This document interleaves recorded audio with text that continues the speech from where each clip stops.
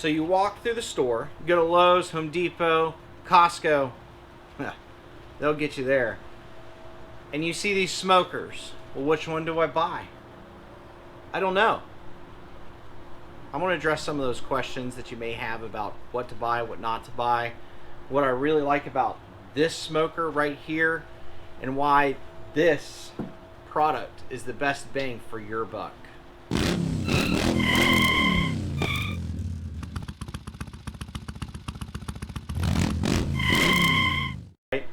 So I'm in Costco, and the Traeger guy's always there. Gotta buy a Traeger. You know, look at our product. Here's a Traeger. Now, I don't have one here next to you, but I will explain to you what Traeger has inside of it that I have seen that just does not stand up to Green Mountain Grill. So the first thing, when someone is looking at a smoker, especially, you know, a cheaper model like a Pit Boss or Traeger's pretty expensive, but it's not as good. Some of the things that I'll let people know are, to begin with, the steel in these smokers. The steel is thicker in these smokers than in a Traeger by 1 gauge thickness. So I want to say that these are 14 gauge steel, and then Traegers and or the other products are normally 16 to 18 gauge steel. What does that mean, and why is it important? When you run these things really hot, like I like to cook burgers on mine, what will happen is that heat will work and eventually thin out that metal. I don't know what the process is that happens chemically. It doesn't matter. But eventually it'll eat through that metal, and then it's dead. Unless you can patch it and you're a welder, then maybe. But I'm not. I have friends, but I probably wouldn't ask them to do that. So really, the steel is thicker in this product. Now, you can go up to some of the other ones like Yoder's and I forget the other one, Rectech, I believe is the name of it. And that steel is thicker, yes. However, you're also paying a substantial amount more for those smokers than this smoker here. What I have here is a Jim Bowie Prime Plus, and I have had some issues with this. Let's be clear. I've had an igniter go bad, at least 2 igniters go bad. That's okay. I call them up, they give me my part. They send it to me free. They don't ask questions. They help me troubleshoot what it is. I've had a bad computer go bad once, or I've had a computer go bad once, I should say. I have, as you see right here, I've got some rust going on, and it's right around this window, and I take pretty good care of this thing. I like to cover it up and clean it and make sure that it's in good running order and there's no issues with it. However, this right here, the one problem that I have with Green Mountain Grills is, yes, these things are made in China.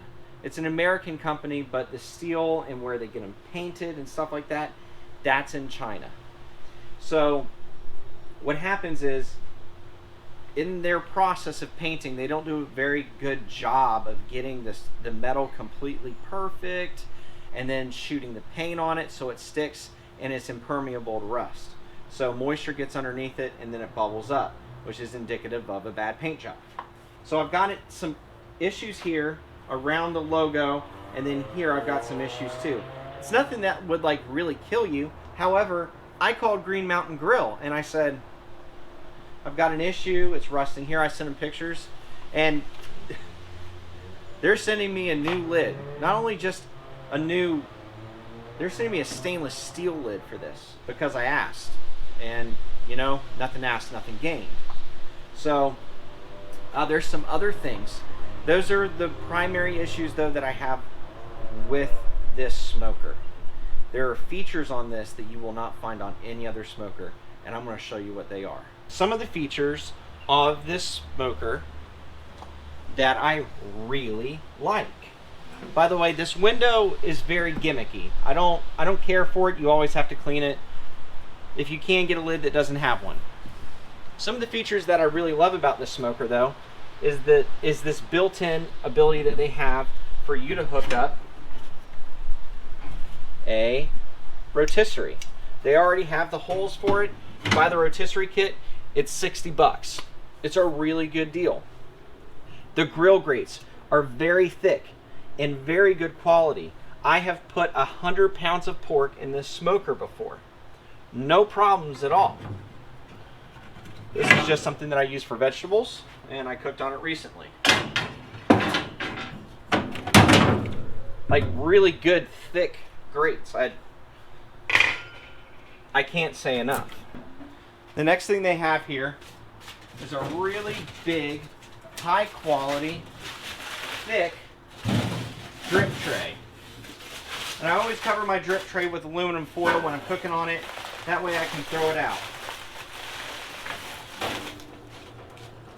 Bye. So, this is good. I like this. It's a little rusty. Who cares? Why is it rusty? Because they don't let it get covered in grease. That's fine. Other products on the market don't have that kind of a... The metal's just not there. The structure's not there. The other thing that you'll see down in here, I'll bring you in, is this right here. This is the heat shield. And what happens is you can move the heat shield left and right. And why that is important is because what you can do is you can move the heat around the grill. You can make this spot hotter than this spot, and you can kind of create cold spots. I like to leave mine right in the middle, and I never have a problem. Sorry for the sound. When you go by and look at Traeger smokers, they have a very thin piece of metal that covers the firebox. Okay? Look at this thing. This thing is heavy. Heavy gauge steel. It's thick. I mean, this is... Green Mountain Grill wasn't playing around when they built this.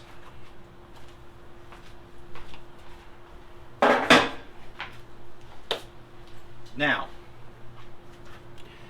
that covers this fire pot right down in here. So I don't know if you can see that, and I'm making a giant mess. If you think owning a smoker is cool, it may be, but your cleanup is not. Down inside, this is the fire pot. It's a Venturi style fire pot, and what happens is air comes in from around here and creates an effect of one of those, like a big fire that comes out like a twister, and it efficiently burns the pellets inside the smoker chamber. So what a Traeger tends to have over this fire pot that I just showed you, where the pellets burn, is this thin piece of metal that just sits over it. It literally, it's just a strip of the thinnest metal. I mean, you can bend it, you can bend it out like this and bend it back. It's super thin. It's not durable. It's not going to stand up over time. It's just not going to last. People have these Green Mountain grills, which is one reason why I bought this, is because when I looked online, people were having these things 10 plus years. And I thought, wow. And so every time I've had a problem with this smoker and called Green Mountain Grill, and I've had some conversations with them about issues, they have parts back to the original grills that they made. They don't just get rid of the parts and then force you to buy a new smoker like Traeger or Pit Boss or any of these other ones. You know, I don't know that for Pit Boss, I'm sorry. Traeger for sure, but they don't keep the parts on hand. So you don't get parts for a 5-year-old Traeger. They go, oh, sorry, you gotta go buy a new one. And these things are $1,000. You expect to buy a product that's going to last. I can deal with the paint condition issues. You know, I've patched it up. Down here on the bottom, I've had some paint issues, you know, and all I did was scrape it down. They sent me the paint, shot some paint over it, and cleaned it up. It wasn't a big deal. So those are the primary reasons, except for, excuse me, one other one. Down here on the controller, let me bring you in for that one. So down there on the controller that I just showed you a picture of, we have 2 probes. We also have a light that turns on inside the smoker, which it's hard to see because it's all gummed up with crap right now. You got to clean it too. We're going to do a separate video on cleaning this thing. It's a beast. And you really need to stay up on your maintenance if you want to keep it. So the good thing about this smoker and that controller that they have there, the computer, the brains, is that you've got 2 probes with it. When you buy a Traeger, you get 1. That's it. And why is it important to have 2? The reason why you should have 2 probes is because you're going to have a heat differential from here to here. You're going to have it across the surface. This back corner right here for me, and then this side right here tends to be the hottest parts on my grill / smoker when I'm running it high at 500 degrees. And so that still plays in when you're smoking meat. So if I'm running something at 225 for many, many hours, and I have tons of pork butts on this thing, like I'm going to have 100 pounds on it for the Forgotten Angels camp out, what happens is this pork down here, because it's not as close up here the way the smoker works, I know that back corner gets hot, but in general, this meat here and this meat here, wherever you have it, my meat cooks faster here than here. And so I'll take a probe and I'll stick it in here, I'll take a probe and I'll stick it in this end. And what I'll do is I'll look at the temperature gradient. And so when it gets to about like 20-ish degrees difference through my cook, I'll take them and I'll rotate it. I'll bring this all the way over to here. I'll bring, the middle, I'll flip it, and then bring this over here. So everything, by the time it's done, cooks evenly. If you have it right in the middle, you tend not to have these issues. You got to think about this when you're cooking things like briskets and other things like that. You want to make sure you have your big thick side here, which tends to be the cap, and then down here where you have the flat, you want to run the flat where it's a little bit cooler because it'll burn easier and it doesn't have as much moisture in the meat because of the fat content. So that's one thing that you're going to have on every single smoker like this. These pellet smokers, you're going to have a temperature gradation across the surface here. So the other thing that I noticed when I bought this smoker is I've added some parts to mine. And from what I can tell online, everybody says that you really don't need it, but I find that the science seems to be sound to me on this. However, Green Mountain Grill, if it needed it, I'm pretty certain they would make this change themselves. And there's also some controversy about what you're about to see on my smoker, because some people say if it had it, it'd be designed to have it. So I have a Don Godke downdraft on mine. You can close it off for cooking for cooking low and slow, and then you can open it up and cook it 500 degrees, cook it really high. So I run this, and the theory behind it is that when this part is over here and you close off the top, instead of the smoke just coming up and leaving out the top of the chamber and coming here, you in effect make the smoke have to come up, go down underneath this device right here, and then exit the stack, which in theory imparts more smoke flavor on your meat. It's a hot button topic. People say it doesn't matter. Do what you like. I like it. One other issue that isn't really an issue, it's more of a personal preference. If it bugs you, then you do this. If it doesn't, then you don't. Is if you see around the edge of the lip of this lid right here, I have lava tape, or is one name for it, or essentially what it is it's the heat tape that you put on some of the like big green eggs and things like that to seal it off. Because what happens is when you have this thing closed, and if you look and you see right here, see all that kind of like soot-ish buildup? Or really what it is it's everything that's cooked off of the meat. Smoke will escape out from these spots right here when you're cooking. And it's not a huge deal. I mean, but it did bug me at first. So I said, well, what did everybody else do to fix it? That's what I did. Put some heat tape on it, or some lava tape, I think is the name for it. So there's that. If you buy one of these, the lid's not going to fit completely correctly, and there's tons of people that complain online about this. A ton of people. I don't really let it bother me much anymore, but if you just bought it and you're thinking, well, I want all that flavor to go into my meat, that I'm making, it's gonna bug you. Question I get from folks when I'm in the store as well is, well, would you buy another one? Yeah, I'd buy another one. I really want the big pig trailer. That's what I really want. But I would absolutely buy another one of these. If you do the maintenance on it, you take care of it, you clean it up, it's going to last you a really long time.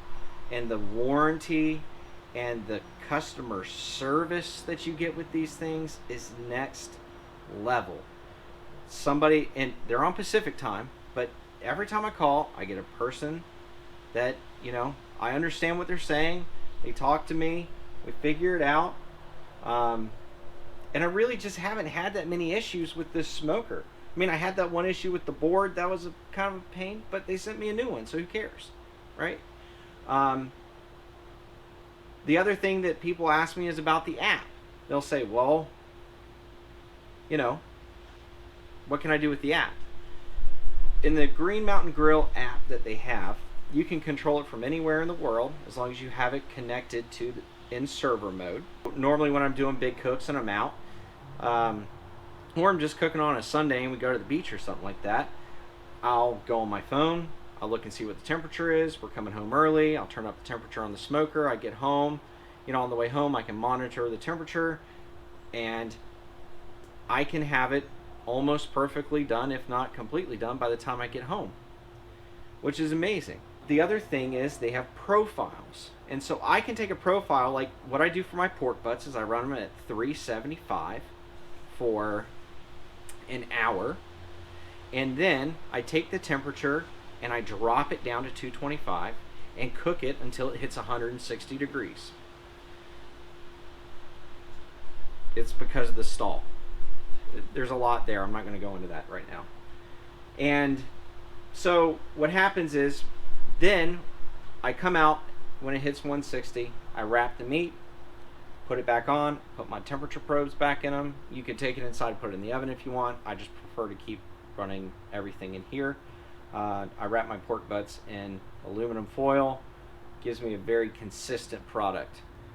And so what happens is, I can see the temperature come up when the temperature hits 207 degrees in my profile that I built for what I wanted to happen. I have the smoker ramped down to 150 degrees just to keep everything warm until I get home to take it off the smoker.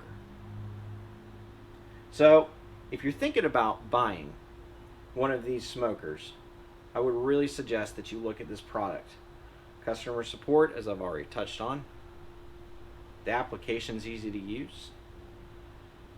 They're sturdy, the metal's thick, and you're bang for your buck. I mean, it's there. So do yourself a favor. If you're looking at smokers, go give a Green Mountain Grill a try. Go look at the local dealers. If you look online, they have one out there. They have many different models. This is the biggest model they have because I do a lot of cooking. Or honestly, why buy the small one? Just buy the big one. It's like $200 more. And you can cook 3 turkeys. So go out there and take a look. Pick one up. Go to your local dealer. Go put your hands on one. Go feel the weight next time you're in Costco of the components in a Traeger versus a Green Mountain Grill. And I think that you'll come to the same conclusion that I did, that this product is far superior. With that being said, as I like to wrap things up, if you can't smoke it or you can't ride it, probably not worth your time.